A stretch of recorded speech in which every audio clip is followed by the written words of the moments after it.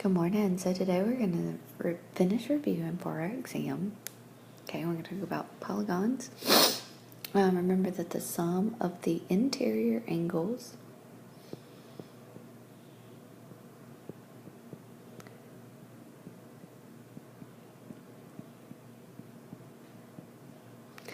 is going to be n minus 2 times 180.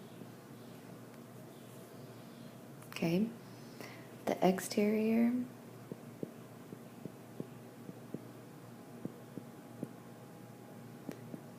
is going to be 360. Okay, each interior angle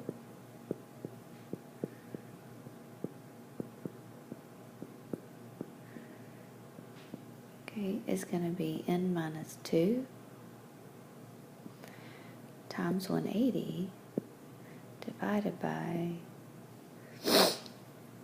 n. Each exterior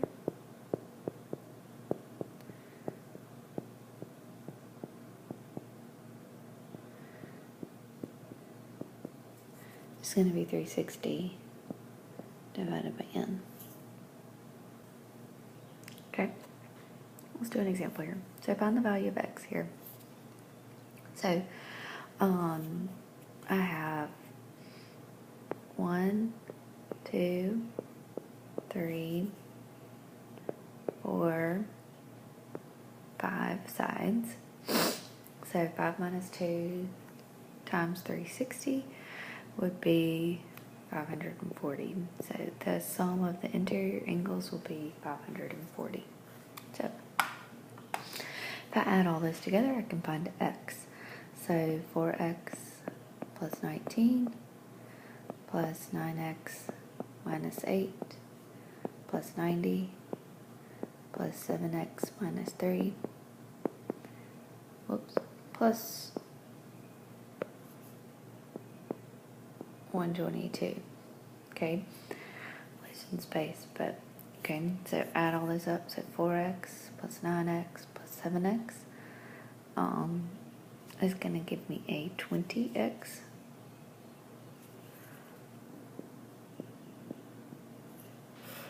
And then 19 minus 8 plus 90 minus 3 plus 122 is 220. Okay, so all those angles should add together to be 540. Subtract 220, so 20x is going to be equal to 320. Divide both sides by 20, so x is going to be equal to 16.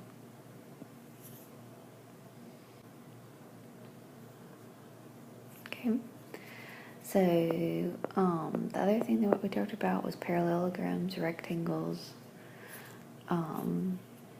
rhombi, and squares, so quadrilaterals.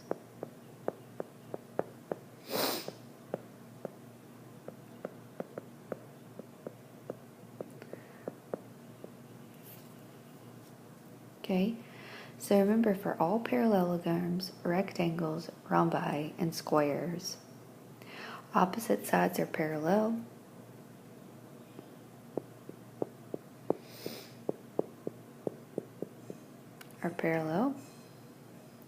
Opposite sides are congruent. Okay, diagonals bisect each other.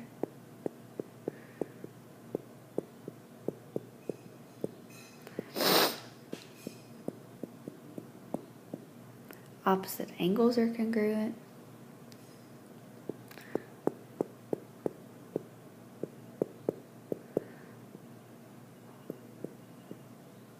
Okay, and consecutive angles are supplementary.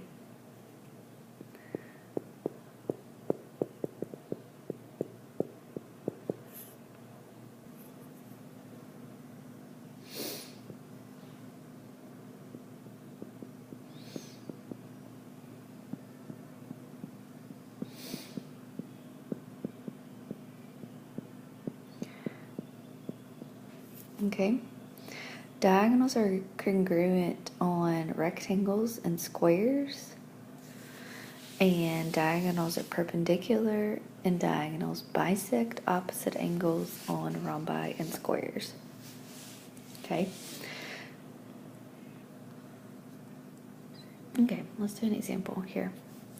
So use the parallelogram below. If CE is equal to 6x minus 1 and EB is equal to 2x plus a 1, find the length CB. Well, for the parallelogram, these two, remember, they bisect each other, so that means that these two would be congruent. Okay, this angle.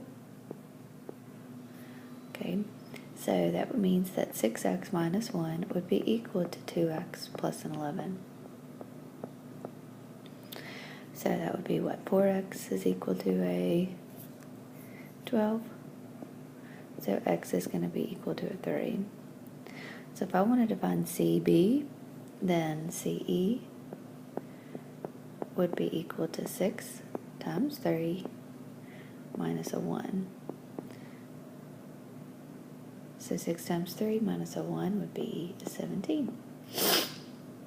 EB would be also equal to 17, right? So 2 times 3 plus an 11 would be equal to 17. So CB is going to be equal to a 34. Okay? So if I have this square, what do I know about a square here? Is that all my sides are going to be congruent. Okay? If I wanted to find WV, what I'm looking for here is this WV. Well, then all these diagonals are also going to be congruent. They are perpendicular, so they're right. So that means that if I wanted to find WV, I could use the Pythagorean theorem. So x squared plus x squared is equal to 20 squared. So it'd be 2x squared is equal to 400, divide both sides by 2. So x squared is going to be 200. Take the square root of both sides, so that'll be 14.1. Okay. Remember, trapezoids have only one set of parallel lines. Okay. Parallel sides are called bases. Non-parallel sides are called the legs. Legs are congruent. Diagonals are congruent. Base angles are congruent. And opposite angles are supplementary. Okay. So let's look at this isosceles trapezoid. Okay. So if I'm looking at this isosceles trapezoid and I want to find CE here. So I want to find the diagonal length. Okay. So remember, angles are congruent. Okay, it's supplementary. Opposite angles are supplementary. Okay, so if CE is equal to 9x minus 22 and FD is equal to 4x plus 3, then I could add those and set them equal to each other. Because diagonals are congruent. So that would be 5x is equal to 25, divide both sides by 5, so x is going to be equal to 5. CE is equal to 9 times 5 minus a 22. So 45 minus a 22, which is a 23. Okay. If I wanted to find VW here,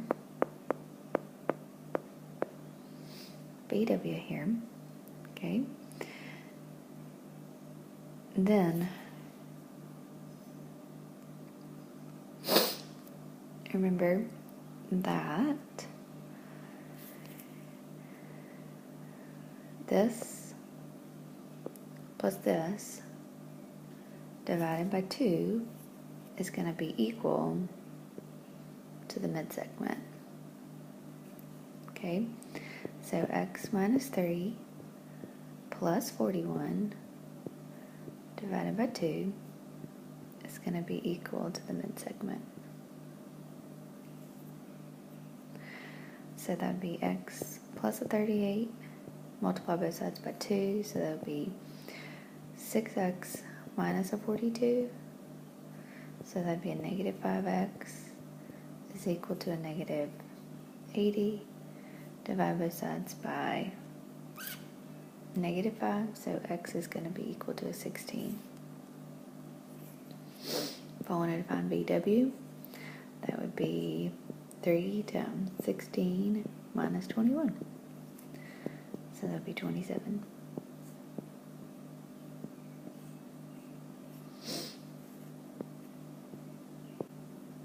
Okay.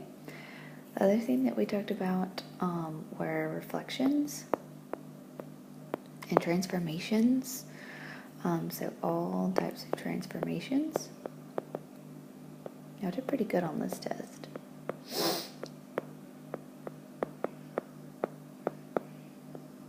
Okay.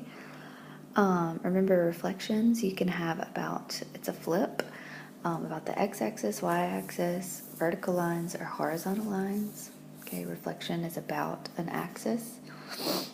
Okay, translations. Remember translations are written as where you can move your x's up and down, and you can move your y's up and down. Okay, so the H here represents horizontal, and the K would represent your vertical shift. Okay, remember rotations. Okay, you'll need to remember this. 90 degrees means that your XYs are going to flip, and your Y would become a negative. 180 would mean that your X and your Y's become negative. And a 270 would mean that your values flip, but your X becomes a negative. Dilations means how it gets smaller or it gets bigger. So it's always a factor. So it's a scale factor. So each one needs to be reduced or enlarged by that scale factor. So it's either a fraction or it's a whole number. Symmetry, remember we had line symmetry, we had point symmetry, and we had rotational symmetry. Sometimes it can have all three. Sometimes it may just have one or two. Okay? Okay, I will still let you use your formula sheet that you used in your last test with all the formulas for your arcs and your angles of circles. So you can add any formulas that you want to that sheet that you might need to use.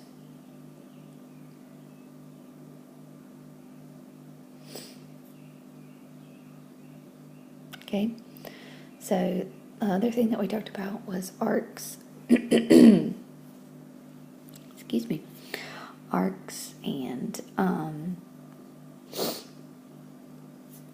inscribed quadrilaterals, inscribed angles, chords, secants, secant and a tangent, two tangents. Remember tangents where it touches the outside of the circle.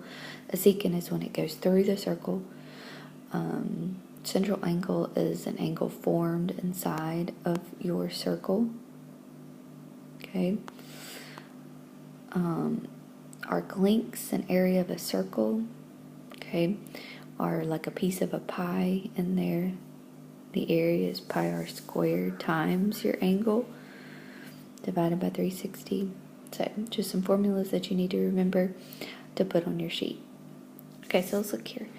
So here if I'm looking at this angle, I want to find the measure of Q, R, and S. Okay, so what I'm looking at here is that this is an inscribed angle in here. Okay, so I can say 2 times that 8x minus 5 is going to be equal to 18x minus 28. So 2 times 8 is 16x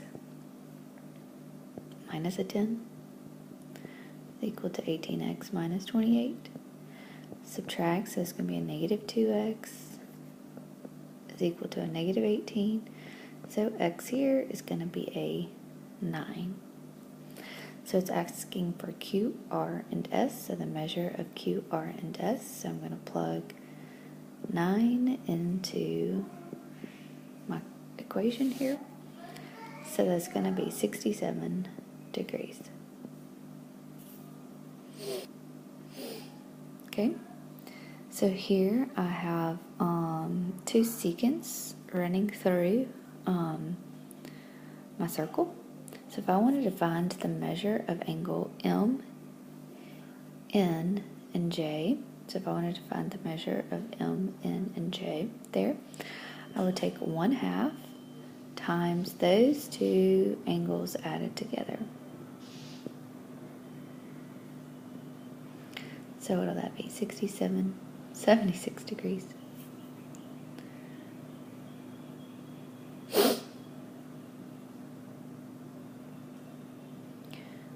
Okay, let's look here. For this one, if I wanted to find the measure of the arc AC,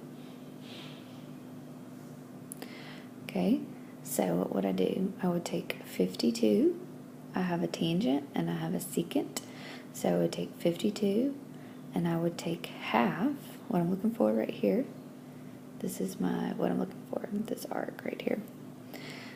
So I would be saying 52 is equal to 1/2 times 153 minus the x. So 52 times 2 is a 104 is equal to 153 minus x. So x is going to be equal to a 49, which that is our measure of the arc AC.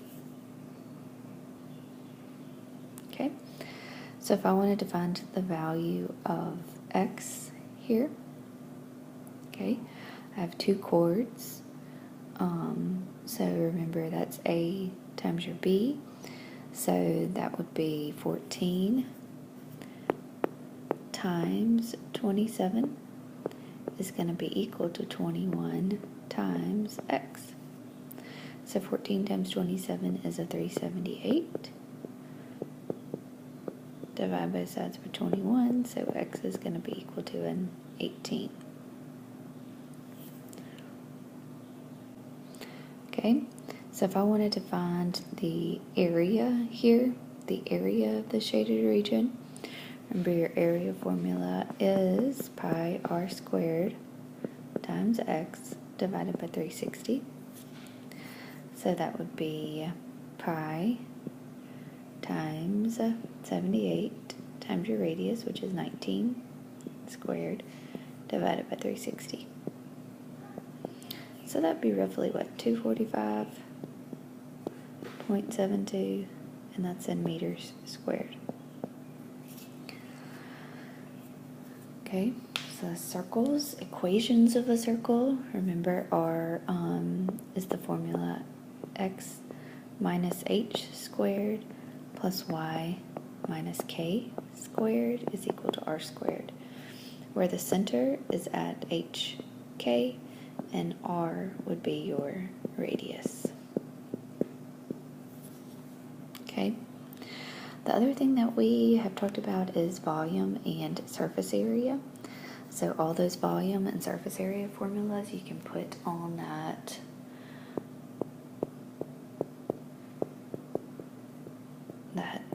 sheet of paper that you already have. So put those formulas so you'll know them. I don't expect you to know them because when you take tests, sometimes your formulas will be given to you. I just think it'll make your life a little bit easier. So put those volume and surface area formulas on there. You can even put this formula on there for yourself. Okay. And I think that is pretty much the review of everything that you need to know. All right, I'll have a great day.